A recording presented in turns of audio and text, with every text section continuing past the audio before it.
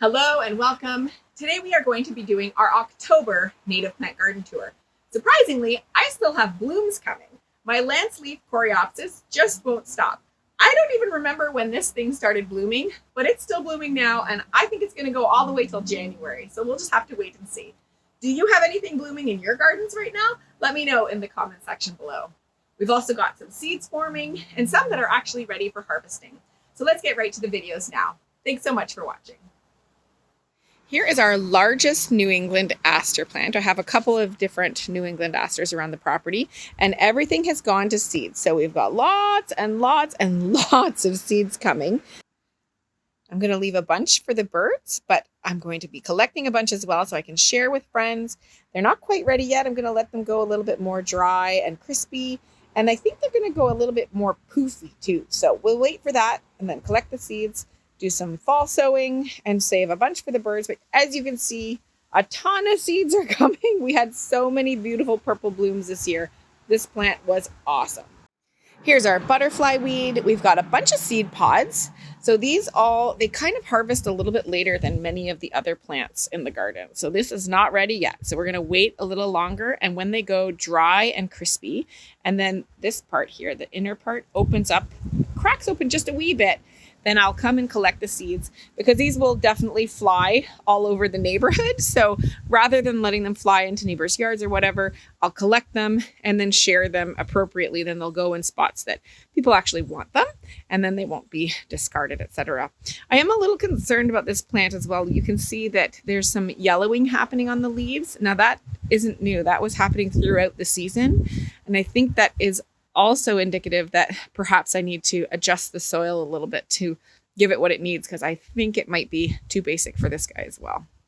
So here is my Canada Goldenrod. This was a volunteer. It started down here in the back of this garden, and it got to a good 10 feet tall. I chopped some back already, and so now you can see the flowers have passed, and then in here you can see that the little seeds are starting to form. So I am going to clip this back just because it went bonkers last year. I had volunteers everywhere last spring, and I don't think that I want that, or my neighbors might not appreciate that as well. So going to deadhead this year and let it grow back behind these little cedars that I have growing. So it is a pretty aggressive plant. So just keep that in mind if you're going to grow Canada Goldenrod.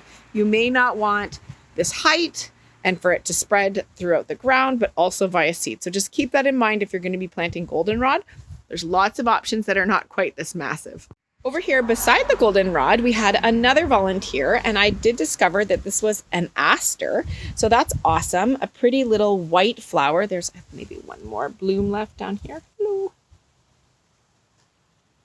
So it was very pretty. So I'm going to collect these seeds as well. So I believe this was called a Panicled Aster. So awesome. You know, like that's the exciting thing about leaving the volunteers, is sometimes you might find things that are unexpected and welcome. Here's our baby redbud tree. This is only about 1.5 feet tall, and it is just the cutest thing. It's going to get way bigger than this, but for now it's just this wee little thing. We've got the pretty little heart-shaped leaves. Some of them are starting to turn a little yellow, maybe get nibbled by things, but not expecting much more from this plant for the rest of the season. Here is our Prairie Smoke in our boulevard garden, and it's doing great. We had some beautiful blooms earlier this spring, those really cool wispy seed heads that came after that. And then now this has all just been really nice and lush and green and not much more, which is totally fine by me. Some people had a second set of blooms in the year. I did not, but maybe I can do something special to get them next year.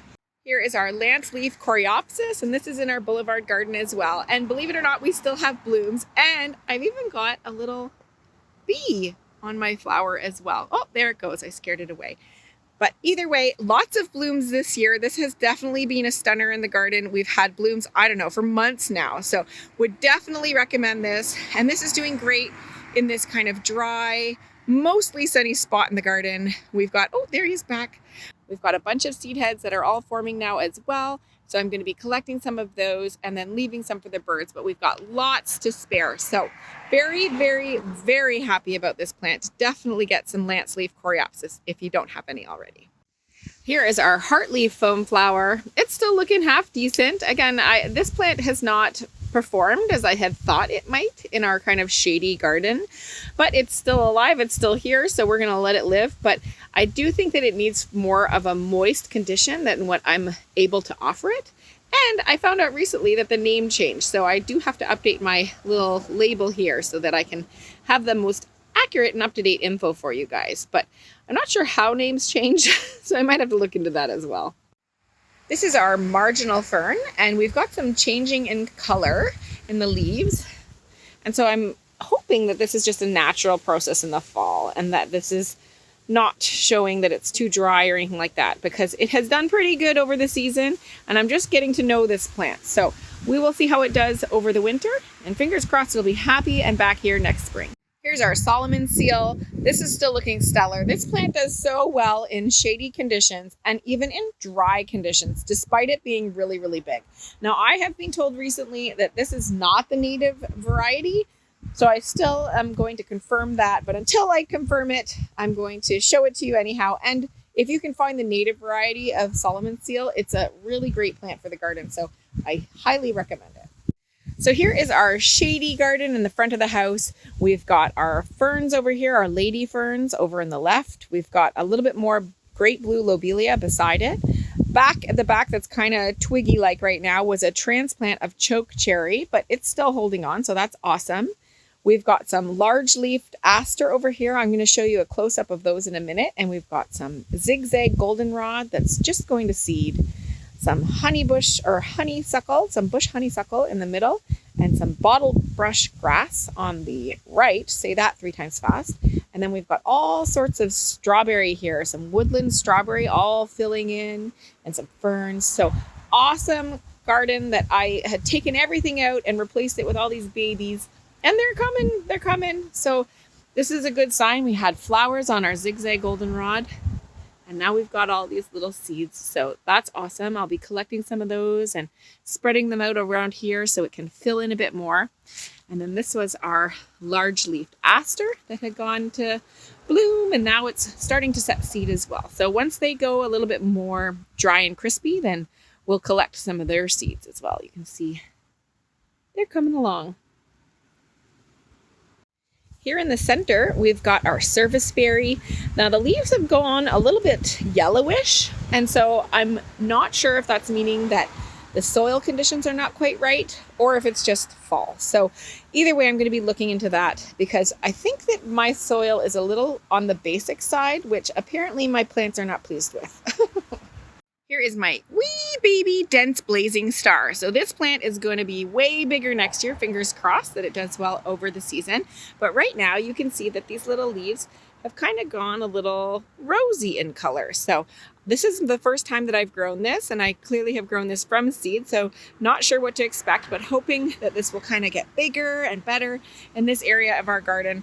I've got it in a couple spots. This one is part shade. I've got some full sun spots, so we'll see where it fares best. So this little area here is our black raspberry patch. I planted all of these plants this year. Some of them, these bigger ones here, were planted earlier in the season. And then these ones up here were planted later, and some of them transplanted. So they're not looking very pleased, but you know what? I think they're doing great underground. So fingers crossed, they are happy and they're settling themselves. And then next year, we might get some berries on these stems that are all coming up. So fingers crossed. I'm really excited to have black raspberries, native black raspberries grown in the garden. So this is our little blue stem area. We've got one here and one here. And to be completely honest, they're not looking very happy. This one's kind of laying down, and this one, it's okay. It's not looking too bad. But I'm thinking that as they get more established, they'll get more bushy and they'll stand up better on their own. When it was small, it was fine. Now that they're getting bigger, they're needing a little help. This thing was supposed to support them, but it didn't really do much. Right now, it's just doing nothing at all. So hopefully next year they'll be better and stand up even better in this area. But if you guys have any tips on making little blue stem happy, then I'd love to hear it in the comments below. Over here, we have our wild blue lupin in our boulevard garden. To be frank, it's not looking fabulous, but that's okay. It did great this spring. It had those beautiful, beautiful blooms, and now it's passing its prime, and that's fine. We've got some hollow stems back here, and this is going to be an awesome spot for bees to nest over the winter. So we're going to leave that there for them. And we've got a ton of babies from the seeds that had fallen last year. We've got some wee little ones down in here and a whole bunch more like that. And then I found there's like not babies, like decent sized plants over here that were hiding underneath what were my daisies, which I moved. So that was a nice surprise too. So hoping to have a ton of wild blue lupin in our boulevard garden over time. So over here, right by the road in our boulevard garden, we've got our swamp milkweed that went to seed. And look, it all passed. I missed it. See, this is just it with milkweed. If you don't catch them beforehand, the wind is going to take them away. So I for sure missed them. So I'm going to be trying to get some seeds from others so I can make some more milkweed. But this one has passed. The leaves are all looking great, and this will get bigger and better next year. And then over here, these two little twiggies are common milkweed. They did not bloom, so we don't have any seed pods here that we missed, but we're going to leave these stems here just in case any little bees or critters want to make a home in them over the winter. Over here in our boulevard garden as well, we've got our prickly pear cactus, and I know I have not updated my little sign. That is not the right Latin words for this particular species. I will update that soon, I swear. But as you can see, the plant is doing really great. Got some leaves here collecting on it, which it will do because it's so sharp. It will just keep them right on there. So yes, this is doing great. We had a wonderful year. It doubled in size. Maybe even next year it'll be even happier and we'll get some blooms. I have not yet had any blooms, but I'm really, really hoping to keep this thing happy enough that I'll get some of those pretty yellow flowers over time. Here's our wee baby spotted bee balm. Is this not the sweetest little thing? You can see that we've got a whole bunch of new growth down here. So I'm really hoping that this thing is establishing itself well. I grew this from seed, so it's just tiny right now, but fingers crossed it'll be very happy. We've got it in kind of a part sun, part shade garden, and it is quite a dry spot here. So apparently this will be an okay condition for this plant, and fingers crossed we'll get a whole bunch of it over time. Here we have our golden Alexanders, and I'm not going to say that this thing is doing too great. Look, it's quite spindly over here. We've got a few leaves left on this one, and this one, the leaves are kind of looking a little yellow at the edges. So I might have to take a peek at what the pH conditions are that this plant wants, because this might be telling me that it might need a little something in the soil, which is not what I really want to do for native plants. So anyhow, I've got a whole bunch of baby golden Alexanders that I'm going to add to this area because clearly this little plant is needing a bit of help. So we will be adding those to this spot and hopefully have a whole kind of maybe bushy area of golden Alexanders in this part shade part of our garden. Here amongst our second patch of New England Aster, we've got our spiked blazing star. All the flowers have passed, and even though they're all gone, we've got a little pollinator friend in there. We've got a little ladybug just hanging out. So I'm going to be waiting for these little blossoms to get a little bit more dry and crispy, and then hopefully we'll have some seeds that I can fall sow and winter sow and share with others as well. Here is our wee baby button bush. This plant is so tiny, it's only about 1.5 feet tall or so, and it's going to get huge. This might get 5 feet tall or so. So I've given it a bunch of space that I can let it kind of bush out a bit. But in here we can see that this is the past flower head. It even looks cute like this. And then we're going to let this dry, go to seed, and then I'll be collecting those seeds to, again, fall sow, winter sow, and share with friends, because this is a very cute plant, although it is going to take up quite a bit of space in the garden. Here's our wild columbine, and it's looking really, really great. Nice and lush over here. We have it in 2 spots in our yard, and this one is happier, I think. The other one is in a little bit drier conditions, and both are in part sun, part shade. So I'm thinking that it likes the more moist conditions in this spot, but they both bloomed. So I'm going to keep it in both spots and see if we can continue them both over time, because I'm pretty sure this is a really resilient plant. So don't mind the fallen branches in the back here, but we're going to focus in on this. This is our spotted bee balm. And isn't this just the most unique plant? I just love how it has like a tiered system for its flowers here. Most of the flowers have passed. You can see here, this spotted part is actually the flower right here. So these bicolor pieces here, they're not actually the flower. I believe they're called bracts, and they are beautiful nonetheless. But this little part here is the flower, and then hopefully this will make some seeds and drop and kind of get a little bit more lush in this area. I've got it in a couple spots, but apparently it is quite drought resistant and can handle drier conditions. So we'll see which takes off best. But it's also a great host plant for many moth species. So if you're trying to increase host plants in the garden, this is definitely one to consider as well. Here's our obedient plant, and you can see that the seed pods are all going kind of brown and crispy. So they're all ready for harvesting, or you can leave them. You can do absolutely nothing and just leave them. But essentially these little pods are full of seeds. There's a few seeds in each of the pods, and they will sit there and wait for you until you're ready to pick them.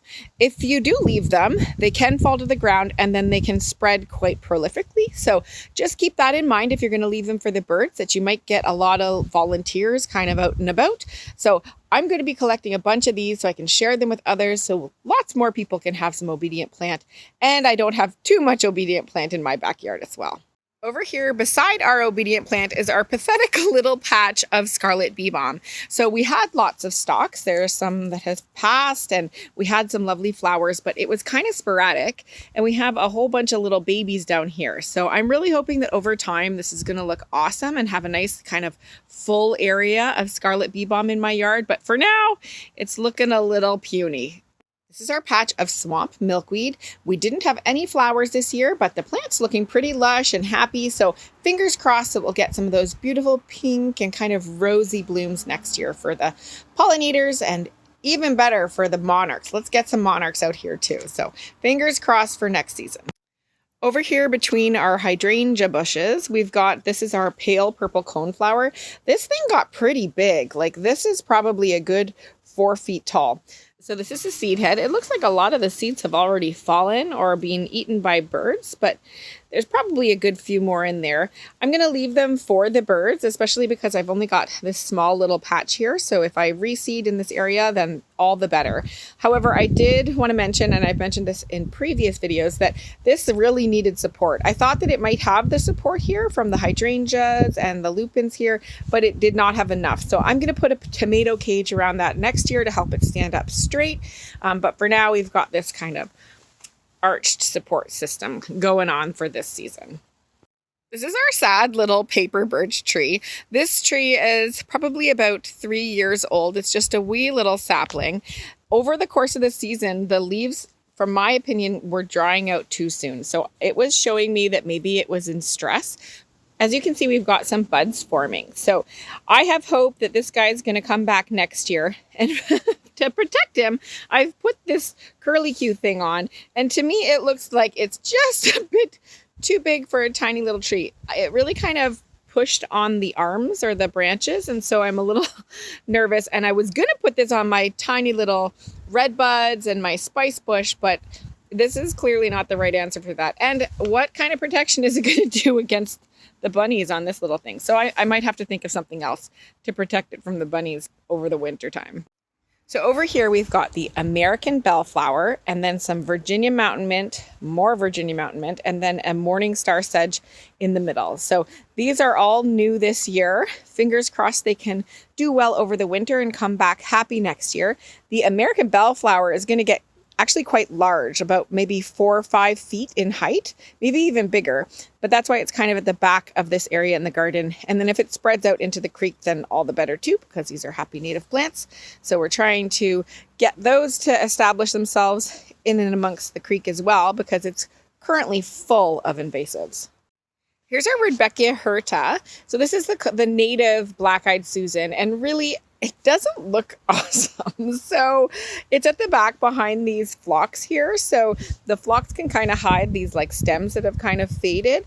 But again, it's a young plant, just trying to learn these plants. And right now it needs more support than the phlox is providing. So I've got these kind of arched supports here. Next year, they'll live in tomato cages. And hopefully over time, as they grow, they'll establish themselves and stand up straight without any supports at all.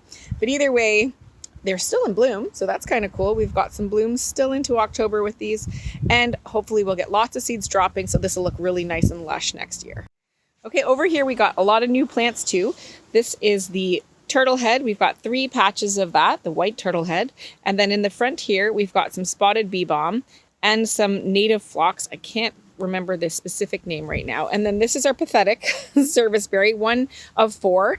One which is very unhappy. It was quite a large tree, but it really didn't do well over last year with all the drought, so it still has signs of life. So I have hope for this guy, but I've got some ones that I put in this year that are doing much better, so fingers crossed we'll have serviceberry somewhere on the property.